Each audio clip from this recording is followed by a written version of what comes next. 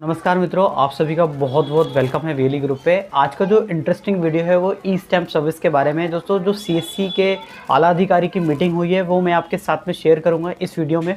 अपना भी मैं थोड़ा सा आपको इंट्रोडक्शन बता दूंगा कि क्या इसके बारे में। दोस्तों, ई स्टैम्प सर्विसेज जो लॉन्च हुई है उसके बारे में ये वीडियो मैंने बनाया है, तो आपको ये पूरा वीडियो देखना होगा। जो सीएससी की मीटिंग हुई है उसमें आपको पूरा समझ में आ जाएगा तो क्या है अपडेट, वो मैं आपको डिटेल में समझाऊंगा। लेकिन उससे पहले मैं हमेशा की तरह रिक्वेस्ट करूंगा, अगर आप मेरे चैनल को फर्स्ट टाइम वॉच करें तो इस तरीके के तमाम अपडेट देखने के लिए आपको वीएलई ग्रुप को सब्सक्राइब कर लेना। साथ ही जो डिस्क्रिप्शन है वहाँ पे आपको चेक कर लेना, फेसबुक पेज को, ट्विटर पेज को और टेलीग्राम चैनल को सब्सक्राइब करके रखना है। और यूट्यूब पे अगर वीडियो देख रहे हैं तो सब्सक्राइब जरूर से कर लीजिए।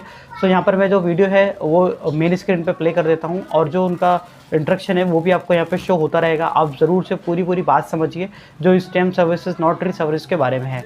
सो चलिए शुरू करते हैं। उस वीडियो को मैं आपको यहाँ पे प्ले कर देता हूँ।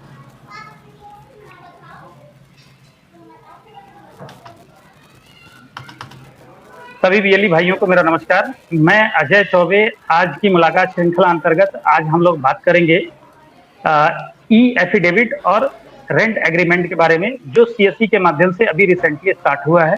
इसमें कुछ वीएलई भाइयों ने काम करना शुरू भी कर दिया है। तो आज इसके बारे में विस्तृत जानकारी के लिए, इस सेवा के विस्तृत जानकारी के लिए आप लोगों के बीच में हैं हमारे दिल्ली मुख्यालय से शुभांगी जी, और शुभांगी जी के साथ हमारे पार्टनर संस्था से हैं लोग। तो शुभांगी जी, जरा आप हमारे गेस्ट का परिचय कराएं ताकि इस सेशन को हम लोग आगे लेके चल सकें। हमारे साथ इजी गव से माहिर जी जुड़े हैं, जो कि हमें बताएंगे कि आज जो हम रेंट एग्रीमेंट और एफिडेविट की सर्विस के बारे में जानने के लिए जुड़े हैं, उसके बारे में विस्तृत जानकारी देंगे हमें माहिर जी इजी गव से। Mahir ji, thank you Shubhangi, thank you for the introduction.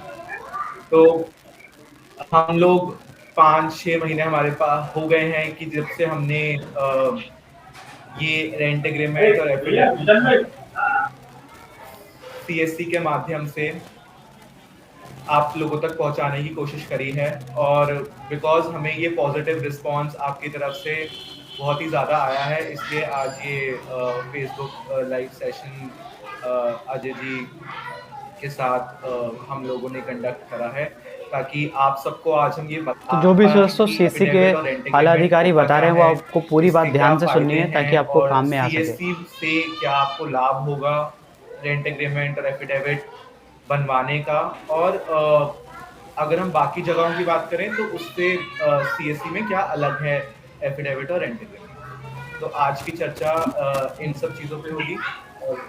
जी, अच्छा सर, अब हम औपचारिक शुरुआत के साथ आगे की तरफ बढ़ते हैं। तो इसमें हम ये जानना चाहेंगे कि पहले तो ये बताएं कि ये रेंट एग्रीमेंट और ई एफिडेविट, जैसे कि अभी हमारे इस क्रिएटिव में भी शो हो रहा था कि ई एग्रीमेंट और रेंट एग्रीमेंट में फर्क क्या है, ये दोनों है क्या चीज, और इसको लेकर के थोड़ा टेक्निकली आप जानकारी दें ताकि हमारे वीएलई भाई इसको आगे लेकर के जनता के बीच में जा सकें, इसको विस्तृत रूप से जानकारी दे सकें। जी okay, thank you Ajay ji. तो जब हम बात करते हैं एफिडेविट की और एग्रीमेंट की, तो सबके दिमाग में ये क्वेश्चन आता ही है कि क्या है एक एफिडेविट होता है और क्या एक एग्रीमेंट होता है। तो आसान शब्दों में मैं आपको बता देता हूँ कि एफिडेविट में जो चीज़ें होती हैं वो हमें पता होती हैं। फॉर एग्जाम्पल, अगर हम बात करें डेट ऑफ बर्थ का एफिडेविट, तो हमें पता है कि हमारी डेट ऑफ बर्थ क्या है। हम बस उसको एक पेपर पे लिख के उसको साइन कर रहे हैं कि ये हम सर्टिफाई कर रहे हैं या हम ओथ ले रहे हैं कि जो मैंने इस एफिडेविट में, इस पेपर में लिखा है कि मेरी डेट ऑफ बर्थ ये तारीख है, तो ये सच है। तो हर सच को प्रमाणित करने के लिए एक एफिडेविट यूज होता है। तो ये बात होगी कि एफिडेविट होता क्या है। जब भी हमें कोई सच को प्रमाणित करना हो, ओथ लेनी हो, तो हम एफिडेविट के लिए जाते हैं, जिसमें डेट ऑफ बर्थ हो गया, इनकम हो गया, और भी बहुत चीज़ें आती हैं। अब जब हम एग्रीमेंट की बात करते हैं, सो एग्रीमेंट और एफिडेविट में ये फर्क होता है कि एफिडेविट एक सिंगल पर्सन का होता है कि मैं बता रहा हूँ कि मेरा डेट ऑफ बर्थ ये है, बट एग्रीमेंट दो लोगों के बीच में होता है, या दो और उससे ज़्यादा लोगों के बीच में होता है। एक सिंगल बंदे के बीच में जब होगा तो हम उसको एग्रीमेंट नहीं बोलेंगे।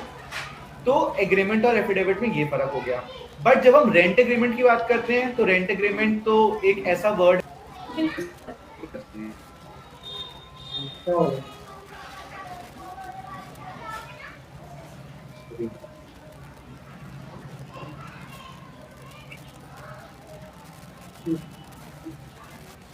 आपको पीपीटी विजुअल है?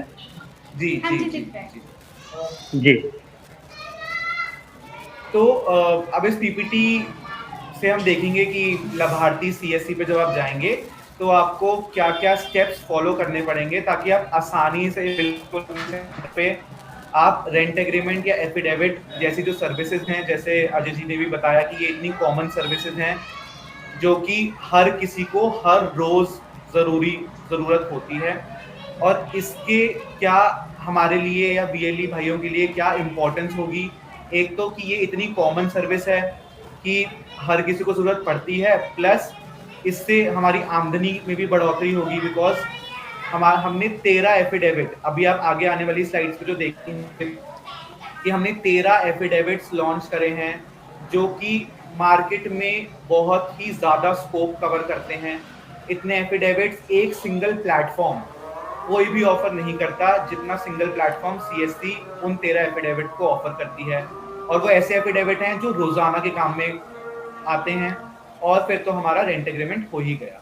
तो आमदनी के साथ साथ इसका जो स्कोप है वो इतना वाइड है कि हमारे पास बहुत ही ज्यादा अपॉर्चुनिटी है इसको करके। अब जैसे जैसे हम नेक्स्ट स्क्रीन पे चलेंगे तो हम अगली स्क्रीन पे अब देखते हैं कि तो ये हमारा सीएससी लॉगिन का पेज है। इसमें आप अपना लॉगिन आईडी लॉगिन करेंगे, तो आप जहाँ पे एरो देख रहे हैं वहां पे आप लॉगिन करेंगे। अगले पे चलते हैं।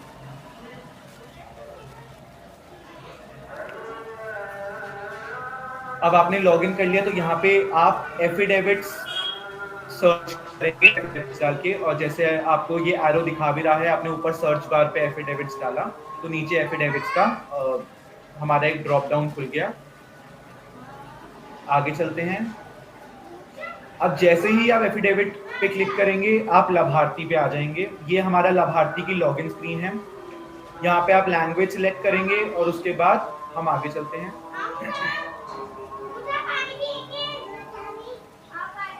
उसके बाद आप जैसे ही लैंग्वेज सिलेक्ट करेंगे लाभार्थी पोर्टल दिख जाएगा, और फिर आपको एक फाइनल लॉगिन अपने लाभार्थी पोर्टल में वाया सेवा कनेक्ट नीचे जो लॉगिन बटन है आपको उसके थ्रू करना पड़ेगा। अब हम नेक्स्ट स्क्रीन पे चल के देखते हैं। तो जैसे ही आप सीएससी पे आ गए तो ये आपका डैशबोर्ड खुल गया। ये एक वेली का डैशबोर्ड है जो लाभार्थी पे आपको दिखेगा। एंड अब आगे कैसे बढ़ेंगे, तो आगे हम ये बढ़ेंगे कि जैसे एक न्यू एप्लीकेशन का हमारे पास जहाँ पे एरो दिखा रहा है वहां पे न्यू एप्लीकेशन पे हम क्लिक करेंगे। अब न्यू एप्लीकेशन पे क्लिक करने के बाद हमारे पास जितने भी सेट ऑफ एफिडेविट्स हैं और रेंट एग्रीमेंट है वो अब आपके स्क्रीन पे के सामने है।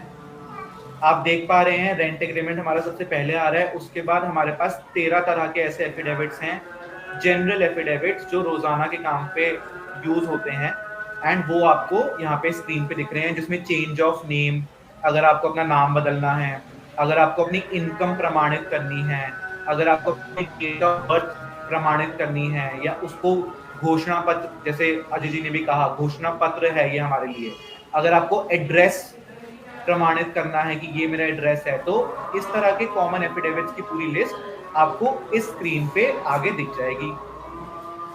आगे बढ़ते हैं। अब जैसे ही आप किसी भी एफिडेविट या रेंट एग्रीमेंट पे क्लिक करेंगे आपसे 2-3 बेसिक क्वेश्चंस पूछे जाएंगे, जैसे जेंडर। आगे चलते हैं।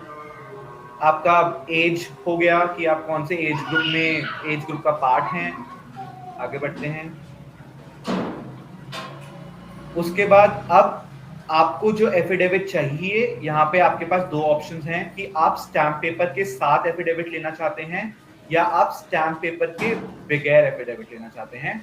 तो जैसे अगर आपको स्टैम्प पेपर के साथ एफिडेविट चाहिए तो आपको जो सेकंड ऑप्शन है इंस्टेंट डाउनलोड स्टैम्प पेपर, उस पर आपको क्लिक करना पड़ेगा। आगे बढ़ते हैं। अब आप जिस स्टेट में वो एफिडेविट की एप्लीकेशन को सबमिट करना चाहते हैं, उस स्टेट को आपको बताना पड़ेगा। और उसके साथ साथ ये आपको ये भी बता रहा है कि उस पर्टिकुलर स्टेट में स्टैम्प पेपर का प्राइस कितना है। जैसे आप देख पा रहे हैं कि अगर आपको वो स्टैम्प पेपर, अगर प्रूफ ऑफ इनकम की हम बात करते हैं, आय प्रमाण पत्र, तो अगर आपको उस प्रूफ ऑफ इनकम सबमिट करना है आसाम में, तो आपका स्टैम्प पेपर की जो कॉस्ट होगी वो होगी 100 रुपए, चंडीगढ़ की होगी 10 रुपए। तो ये कॉमन स्टैम्प पेपर की वैल्यू है जो हर स्टेट ने डिफाइन करी हुई है अपने लेवल पे। तो ये लीगल वैल्यूज हैं जिन पे जब तक आप स्टैम्प पेपर नहीं लेंगे तब तक वो मान्य नहीं कहलाएगा। तो इसलिए हमने ये क्लियरली हाईलाइट किया है कौन से स्टेट के अगेंस्ट स्टैम्प पेपर की वैल्यू कितनी है। हम आगे बढ़ सकते हैं। अब आप लोगों के पास ये भी ऑप्शन है कि आपको सिर्फ उसकी सॉफ्ट कॉपी चाहिए और आप खुद प्रिंट आउट करके आपकी एप्लीकेशन सबमिट कर सकते हैं, या आपको हार्ड कॉपी चाहिए। तो अगर आपको हार्ड कॉपी चाहिए विद इन 2 to 4 days, जो कि ₹99 की है, आप वो ऑप्शन सिलेक्ट करेंगे। और अगर आपको सॉफ्ट कॉपी चाहिए तो आप पहला ऑप्शन सिलेक्ट करेंगे। और बेसिकली ये डिपेंड करता है कि आपको जो आपकी एफिडेविट या रेंट एग्रीमेंट सबमिट करना है उनकी आस्क क्या है। कि अगर जिस गवर्नमेंट ऑफिस ने आपको सबमिट करना है उन्होंने बोला है कि स्टैम्प पेपर के साथ सबमिट करना है, या फिर उसकी सॉफ्ट कॉपी भी चलेगी। अगर सॉफ्ट कॉपी चलेगी तो बिल्कुल हम सॉफ्ट कॉपी के साथ जाएंगे, बट अगर सॉफ्ट कॉपी नहीं चलेगी तो हम डिलीवरी के साथ जाएंगे, ताकि ये जो आपकी स्टैम्प पेपर की हार्ड कॉपी है ये आपके घर पे डिलीवर हो सके या आपके सेंटर पे डिलीवर हो सके। ठीक है, अब जैसे ही आपने सारे प्रश्नों के उत्तर दे दिए, अब आपको एक फोन नंबर यहाँ पे डालना पड़ेगा ताकि ओटीपी के थ्रू ये ऑथेंटिकेट हो जाए। आपने यहाँ पे अपना फोन नंबर डाला, उस फोन नंबर पे एक ओटीपी आएगा, यहाँ पे आप ओटीपी डालेंगे। हम आगे बढ़ते हैं और जैसे ही हमने ओटीपी डाला, अब हम आगे पूरी एप्लीकेशन का प्रोसेस कंप्लीट कर सकते हैं। मतलब जो बाकी इंपॉर्टेंट डिटेल्स है वो भी हम हमारे पास जो यूजर आया है उससे ले सकते हैं। अब इस स्लाइड में जो एग्जांपल लिया गया है वो एग्जांपल लिया गया है चेंज ऑफ नेम का, मतलब अगर हम नाम बदलना चाहते हैं। तो इसलिए जो आप इस एप्लीकेशन फॉर्म में इंफॉर्मेशन देख रहे हो वो उस नेम चेंज की एफिडेविट से रिलेटेड है। जैसे अगर नेम चेंज है तो अब वो यूजर है, न्यू नेम ये होगा, ओल्ड नेम मेरा ये था, फादर का नाम मेरा ये है, एज मेरी ये, और बाकी सारी डिटेल्स जो भी आपके एफिडेविट में इंपॉर्टेंट डिटेल्स होनी चाहिए सिर्फ वही आपसे पूछी जाएगी। आपसे कोई और एक्स्ट्रा डिटेल्स या एक्स्ट्रा लाइंस ऐसा कुछ भी नहीं पूछा जाएगा, क्योंकि वो ऑटोमेटिकली आपको एंड में अपने आप पूरा बना बनाया मिल जाएगा। तो इसलिए यहाँ पे सिर्फ वही चीजें जो बहुत जरूरी हैं उस एफिडेविट में वही चलेंगी। तो इस इंफॉर्मेशन को फिल करने के बाद हम आगे बढ़ेंगे और हम इसको प्रीव्यू करेंगे। अब प्रीव्यू पे जैसे ही हम क्लिक करेंगे हम आगे बढ़ेंगे और यहाँ पे आप देख सकते हो आपने जितनी भी इंफॉर्मेशन पहले के सेक्शन में फिल करी है आपको उसका एक ड्राफ्ट यहाँ पे दिख जाएगा, ताकि आप उसको अपने लेवल पे एक वेरीफाई कर सको कि जितनी भी इंफॉर्मेशन मैंने डाली है वो सही है या फिर मुझे कुछ एडिट करने की जरूरत है। अगर आपको कुछ एडिट करने की जरूरत है तो आप एडिट पे क्लिक कर सकते हैं और वो आपको पीछे ले जाएगा, बट अगर सब कुछ सही है तो आप कंफर्म करेंगे और वो सीधा आपको वॉलेट पे ट्रांसफर कर देगा। वॉलेट पे आप अपना पासवर्ड डालेंगे तो जो हमारा अमाउंट है एफिडेविट और रेंट एग्रीमेंट का वो आपसे डिडक्ट हो जाएगा। और ये स्लाइड इसलिए इंपॉर्टेंट है, ये जो भी दोस्तों सीसी के आप आला अधिकारी बता रहे हैं वो आपको पूरी बात ध्यान से सुननी या है जो ताकि स्कैन आपको काम कॉपी में आ सके। आपकी स्टैम्प पेपर के साथ आपके पोर्टल पे आएगी वो इस तरह से दिखेगी। तो ये एक एग्जांपल है कि स्टैम्प पेपर के साथ affidavit of change in name आपको एंड रिजल्ट कैसा मिलेगा।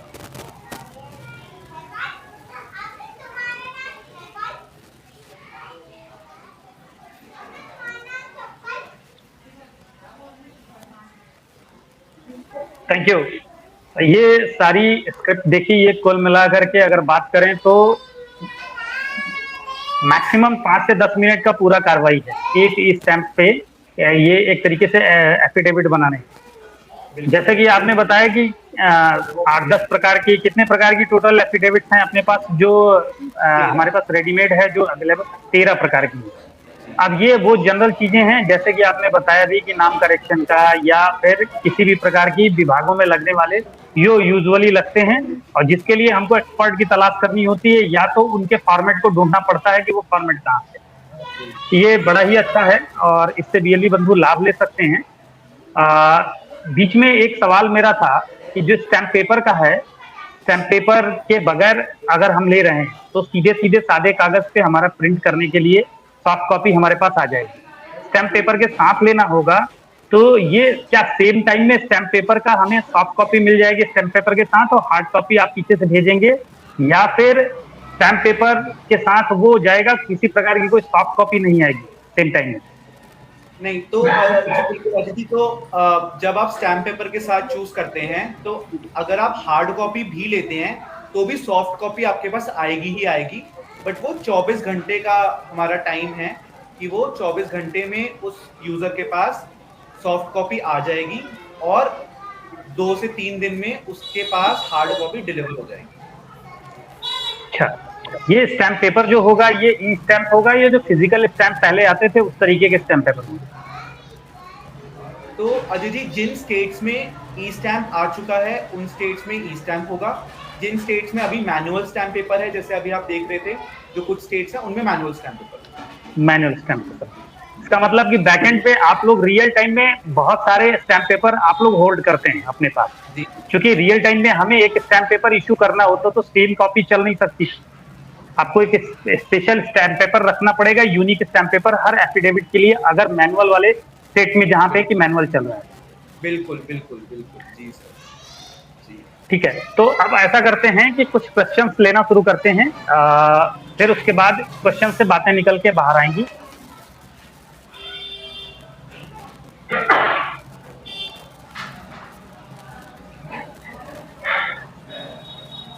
एक साहब हैं आजाद खान साहब, नहीं अमजद खान साहब, इनका सवाल है, जब स्टैंप पेपर की आईडी नहीं मिल रही है तो सीएससी को क्या फायदा? ये प्रश्न आप बताओ। स्टैंप आईडी नहीं मिल रही है, आईडी से ये क्या आईडी कहना चाह रहे हैं? मेरी समझ से इनका ये कहना है कि आप स्टैंप पेपर तो डायरेक्ट बीएलई को दे नहीं रहे हो और आप एग्रीमेंट की बात कर रहे हो, तो यहाँ पे इसी बात के लिए एक तरीके से आपकी इसी चैलेंज के लिए एक समाधान है कि आपके पास इस स्टैंप की सर्विस जो स्टेट में अपने यूपी में है वो नहीं है, फिर भी आप ये सुविधा देने के लिए योग्य हो रहे हैं। जी सर। ठीक है आजाद साहब, यहाँ पे जी, जिन बीएलई के पास भी स्टैंप पेपर की सर्विस नहीं है, यूपी में कुछ बीएलई के पास स्टैंप पेपर की सर्विस है, कुछ बीएलई के पास नहीं है, तो जिन बीएलई भाइयों के पास स्टैंप पेपर की सर्विस नहीं है वो भी इस सर्विस को आसानी से फायदा लाभान्वित हो सकते हैं, इस सर्विस से वो उसको ग्रैब कर सकते हैं। ठीक है। नेक्स्ट क्वेश्चन है अभिजीत सिंह साहब का, इसमें नोटरी भी तो लगती है सर जी, एफिडेविट में नोटरी की लीगलिटी कितनी है, ये आप बताएं सर। क्या जरूरी है, नहीं जरूरी है? सर, हर एफिडेविट के लिए नोटरी करवाना जरूरी नहीं होता है, कुछ जगहों पे नोटरी की आवश्यकता होती है, वहाँ वो मैंडेटरी होता है, तो ऐसी जगहों पे मेंशन किया गया होता है उनके कंडीशंस में कि ये आपको नोटरी के साथ सबमिट करना है। अभी हम जितने भी एफिडेविट करवा रहे हैं, इनको हम जिन भी कॉमन जगहों पे सबमिट करते हैं वहाँ कहीं भी नोटरी की आवश्यकता नहीं होती, हम उसको सिर्फ स्टैम्प पेपर पे सेल्फ अटेस्ट करके सबमिट कर सकते हैं। ओके, यानी कि हम अभी उन्हीं प्रकार के एफिडेविट का यहाँ पे अभी सेवा दे रहे हैं जहाँ पे कि नोटरी मैंडेटरी नहीं है, सिर्फ यही सर्विस। बिल्कुल जी बिल्कुल, ठीक है। अच्छा, अगला क्वेश्चन लेते हैं। ये है नीरेंद्र जी का सवाल है कि सर जी ये फीस कटने के बाद भी केवल नॉर्मल फॉर्मेट में ही डाउनलोड होता है, इस पर कोई एफिडेविट से जुड़ा कोई भी फॉर्मेट नहीं मिलता। कस्टमर हाँ जी बोलता सर। है ये सिर्फ अपने टाइप करके देते हैं। यानी कि ये नहीं एक बता रहे हैं जो पहले पहले स्टैम्प पेपर की जो सर्विस नहीं थी उस समय इन्होंने ट्राई किया था, अभी नहीं, ये अगर सर्विस आप बता बाद रहे हैं। में भी सर, अगर इन्होंने बाद में भी ट्राई किया होगा तो हमने अभी जैसे कि प्रेजेंटेशन के थ्रू भी बतलाया है, हम अफिडेविट में उसको डाउनलोड करने के लिए 24 आवर का टाइम लेते हैं। अगर किसी बीएलई ने सुबह 9 बजे या 10 बजे या 11 बजे इस ट्रांजेक्शन को किया है, तो एट दैट टाइम उसको A4 पेपर पे ही उसकी प्रति प्राप्त होगी। 24 घंटे के बाद, मतलब 6 से 7 बजे इवनिंग में, जब वो दोबारा जो भी मोबाइल नंबर उसने दिया होगा ओटीपी के लिए at the time of registration, उस मोबाइल नंबर से जब दोबारा डाउनलोड करेंगे, तब उनको स्टैम्प पेपर की कॉपी मिलेगी। इसके लिए उनको ओके, अगर उन्होंने सुबह ट्रांजेक्शन किया है तो उनको शाम को दोबारा डाउनलोड करना पड़ेगा। ये एक और हमारे बीएलई हैं जगवीर सिंह जी, ये लिखते हैं कि सर शिक्षा लोन के लिए शपथ पत्र बन रहा है लेकिन अन्य लोन के लिए नहीं।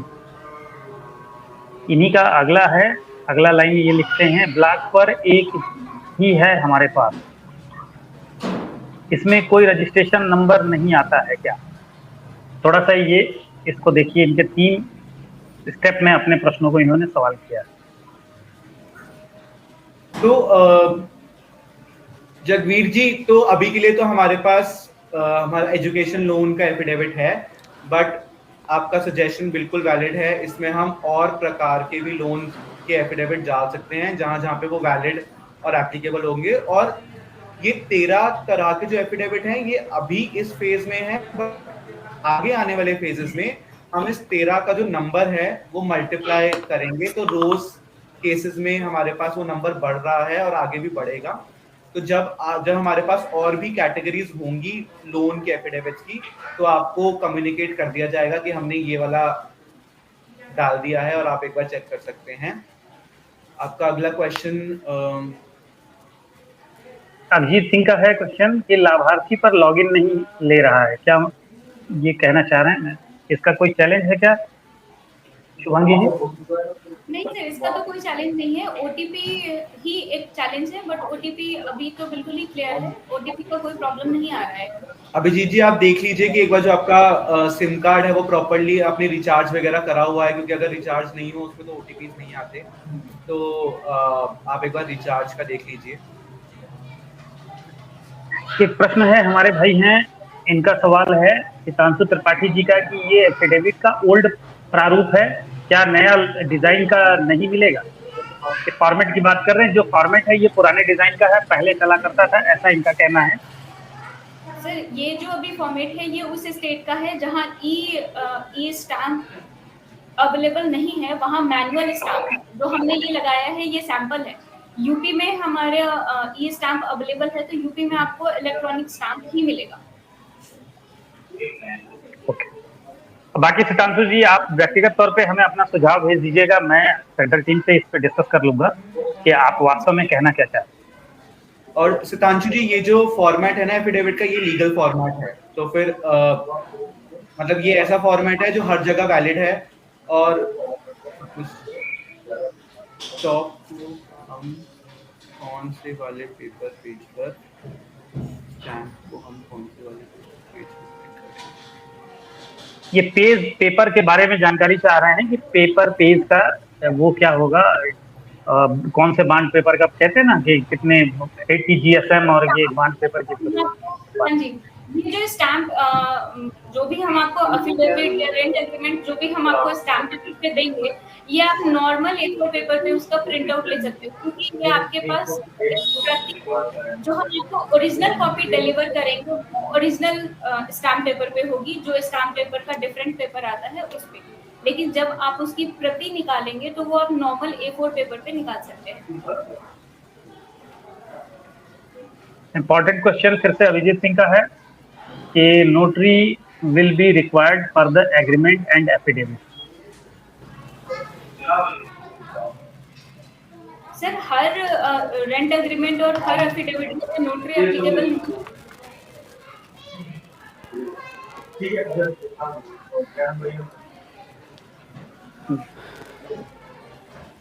हाँ, कुछ कह रही थी आप। अभिजीत जी, हर एग्रीमेंट और हर एफिडेविट के लिए नोटरी एप्लीकेबल नहीं है। ओके, फिर सितांशु जी का एक और सवाल है। एक और सर, अगर किसी ने स्टार्टिंग में सॉफ्ट कॉपी ले ली बट बाद में लगा कि हार्ड कॉपी भी जरूरी है, तो इसका क्या मतलब? इनका ये कि अगर पहले से सॉफ्ट कॉपी किसी ने ले लिया और बाद में लगा कि साहब अभी तो मेरा काम हो गया लेकिन मुझे हार्ड कॉपी भी अपने पास स्टोर करनी है, तो क्या ये दोबारा से इसको एक तरीके से री इशू करा सकता है हार्ड कॉपी के फॉर्म में? ये एक अच्छा सवाल है हमारी सर्विस। अभी के लिए तो हम वो अप्लाई करने के टाइम ही डिसाइड कर सकता है कि उसको सॉफ्ट कॉपी चाहिए या हार्ड कॉपी चाहिए।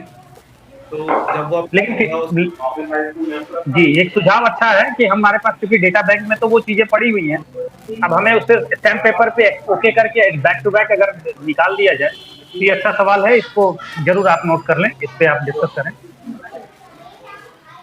जी सर, जी। फिर से अभिजीत जी का लिख रहे हैं कि जो भी दोस्तों सीसी के आला अधिकारी available बता रहे हैं at वो the आपको पूरी बात ध्यान से सुननी है ताकि आपको काम में आ सके। पर ये रेंट एग्रीमेंट या एफिडेविट करके सर्च करो, आप हार्ड ही करके सर्च मत करो। मेरा एक सजेशन होगा अभिजीत जी को कि अभिजीत जी, आप डिजिटल सेवा पोर्टल पे रेंट एग्रीमेंट और देखिए, एक धर्मेंद्र सिंह जी हैं, इन्होंने लिखा भी है उनके प्रश्नों के उत्तर में कि डिजिटल सेवा पोर्टल पर इसके लिए आगे से आईडी लेने हैं क्या, या डिजिटल सेवा पोर्टल पर ही? मतलब इनका सवाल है कि डिजिटल सेवा पोर्टल पे किसी प्रकार की अलग से आईडी लेनी होती है या ये इजी वे में डिजिटल सेवा पोर्टल पे हर बीएलई के लिए अवेलेबल? हर बीएलई के लिए ये अवेलेबल है। इसके लिए कोई अलग से रजिस्ट्रेशन या किसी भी तरीके की आईडी नहीं चाहिए। आप अपनी सीएससी आईडी से बस जो शुभांगी जी ने पहले ही बोला, आपको जो सर्च करना है वो एफिडेविट या रेंट एग्रीमेंट सर्च करना है, आपको लाभार्थी सर्च नहीं करना। तो जैसे ही आप रेंट एग्रीमेंट और एफिडेविट सर्च करोगे वो इनका भी जगवीर जी का भी बड़ा अच्छा फिर से है कि बिजली कलेक्शन का शपथ पत्र भी जोड़ें कनेक्शन के लिए। बिजली कनेक्शन के लिए बिजली कनेक्शन हो गया, मुझे लग रहा है एलपीजी बुकिंग में भी या एलपीजी के लिए भी कनेक्शन में जरूरत पड़ती होगी, क्योंकि वो सर्विस हमारे साथ एचपी के साथ शुरू हुआ है, तो ये भी बहुत अच्छा है। जी सर, थैंक यू। बिल्कुल जी।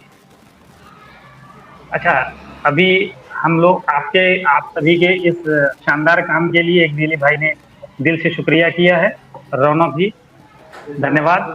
थैंक यू रौनक जी। फिर एक हमारे धर्मेंद्र जी हैं, ये बोलते हैं सेल्स एग्रीमेंट बनेगा, प्रश्न है शायद या इनका। अभी नहीं धर्मेंद्र जी, आने वाले टाइम पे और सर्विसेज ऐड करेंगे। आपका सजेशन हमने ले लिया है। अभी के लिए रेंट एग्रीमेंट और 13 और प्रकार के एफिडेविट अवेलेबल हैं। ठीक है, एक साहब हैं अंतरिक्ष जी, अंतरिक्ष बड़ा अच्छा नाम है। इनका सवाल है कि एफिडेविट सर्च करने पर कोई रिजल्ट शो नहीं होता है। ये एफिडेविट शो कर रहे हैं, स्पेलिंग का इशू है या क्या है, इसको एक बार देखना पड़ेगा। आप क्या एग्जैक्ट में क्या शो करना होता है, एफिडेविट या रेंट एग्रीमेंट? हाँ जी अंतरिक्ष जी, आप एफिडेविट के नाम से आपकी स्पेलिंग आप एक बार फिर से चेक करिए प्लीज, और फिर आपको अगर वो रेंट एग्रीमेंट से भी करेंगे तो वो पेज पे आ जाएंगे जहाँ उनको दोनों ही सर्विस अवेलेबल होंगे।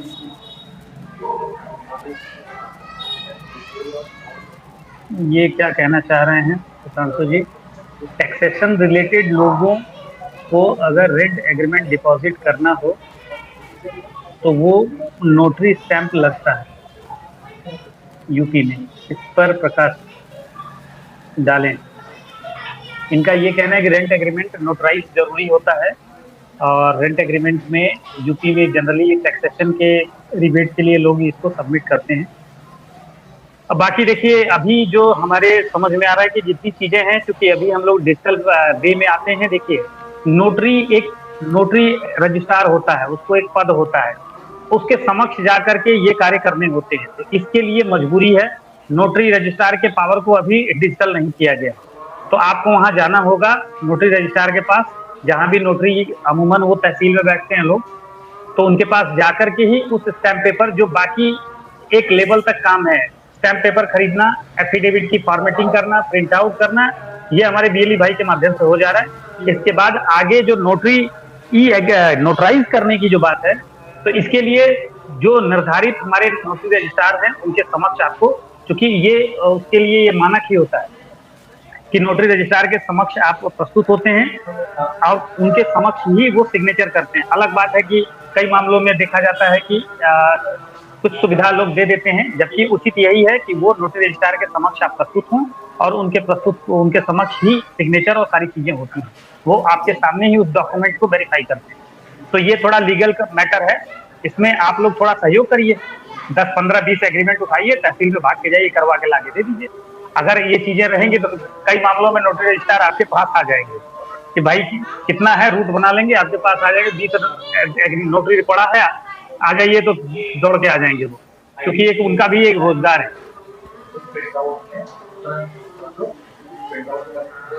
क्या हम एफिडेविट आईडी ले सकते हैं बिना एडवोकेट के? इनका एक फिर से इरफान खान साहब का सवाल है कि क्या हम ई एफिडेविट आईडी ले सकते हैं बिना एडवोकेट के? एडवोकेट की किसी प्रकार की कोई जरूरत है एफिडेविट के मामले में?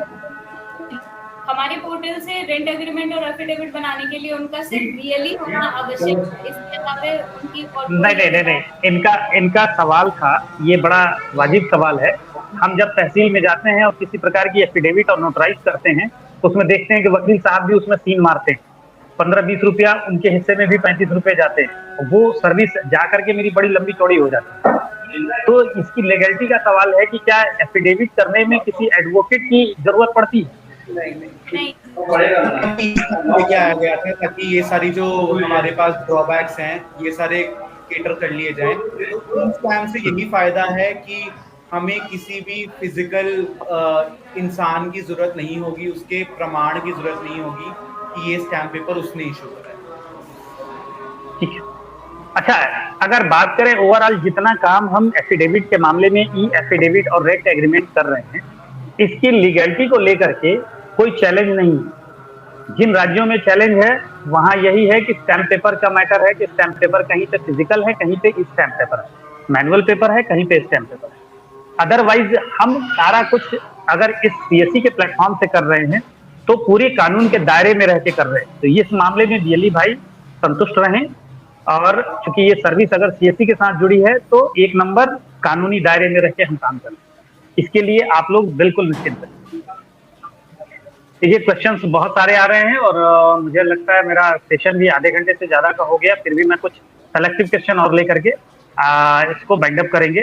सर, जीएसटी रजिस्ट्रेशन में शॉप रेंट के लिए और संपत्ति पत्र के लिए एग्रीमेंट की जरूरत होती है, उसको कब तक ऐड किया जाएगा? ठीक है, अच्छी बात। सर बताएं, यहाँ बहुत सारे एग्रीमेंट्स हैं, अभी हम लोगों ने 13 प्रकार के एग्रीमेंट किए हैं और अपेक्षाएं अब शुरुआत करते ही बहुत सारी हैं। तो हम तो चाहेंगे कि हमारे बीएलई की जो भी अपेक्षाएं हम लोग फुलफिल करें और हमारे जो भी पार्टनर संस्था हैं सब लोग करें। तो आप अभी निकट भविष्य में कौन कौन से एग्रीमेंट ऐड करने वाले हैं इस प्लेटफॉर्म पे? हम और 5 से 7 तरीके, अराउंड 10 तरीके के एफिडेविट करेंगे जो हमारे एजुकेशन में यूज होता है, हमारा वो भी इम्पोर्टेंट है। और जैसे कुछ भाइयों का सजेशन था लोन के लिए, तो हमारे प्लान में वो लोन वाले भी एफिडेविट्स हैं जो आगे आने वाले टाइम पे सिवाय एजुकेशन जो होम लोन और कार लोन और लोन के लिए पढ़ना हो सकता है, तो आगे आने वाले टाइम पे हम वो भी प्लान में। आरिफ जी का एक सवाल है। आरिफ जी सवाल कर रहे हैं कि ये फॉर्मेट की फीस जो है कुछ ज्यादा ही कट रही है, और प्लीज इसको कम करें। फीस पे सवाल कर रहे हैं, ये फीस ज्यादा कट रही है। आरिफ जी एक बार विचार कर लीजिएगा आप अपने प्रश्नों का स्वयं, फिर एक बार जरूर हम लोग भी जब देख रहे हैं तो इस पे विचार करेंगे कि सीएससी आप ही के लिए है और आप ही के लिए जो कुछ काम कर रही है कर रही है। कुछ लोगों के सवाल आ रहे हैं, मुझे स्टैंप सर्विस चाहिए, तो इस संबंध में आप जिला प्रबंधक से बात करें। स्टैंप की सर्विस सेलेक्टिव बीएलईज को अभी दी जा रही है, अभी हर बीएलईज के साथ ये नहीं है। जो उसके मानक को पूरा कर रहे हैं उनको स्टैंप दी जाएगी।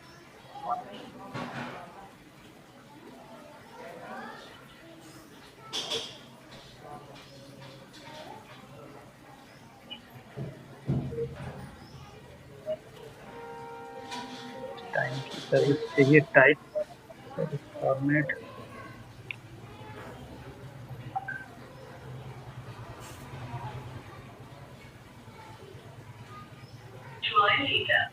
ये एक प्रश्न है, ये क्या कहना चाह रहे हैं सर? कस्टमर नरेंद्र जी का, नरेंद्र कदम सर, कस्टमर ज्यादा करने को उतारू हो जाता है, बोलता है कि उसे उसने केवल टाइप करके ही दिया। ओके, ये बता रहे हैं कि कस्टमर इन चीजों की रिलायबिलिटी के ऊपर सवाल उठाया कि सर आपने तो इतना पैसे ले लिए और बस आपने टाइप करके चीजों को दे दिया।